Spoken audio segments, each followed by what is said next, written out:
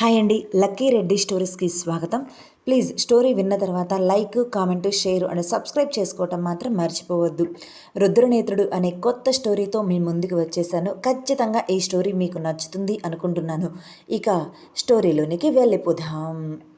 ఒక బహిరంగ సభలో పిన్ డ్రాప్ సైలెన్స్గా ఉంటుంది. అప్పుడే ఒక వ్యక్తి చాలా హుందాగా ఎదురుగా ఉన్న వాళ్లకు నమస్కారం చేస్తూ అడుగు వేసుకుంటూ ప్రమాణ స్వీకారం చేయటానికి వస్తున్నారు.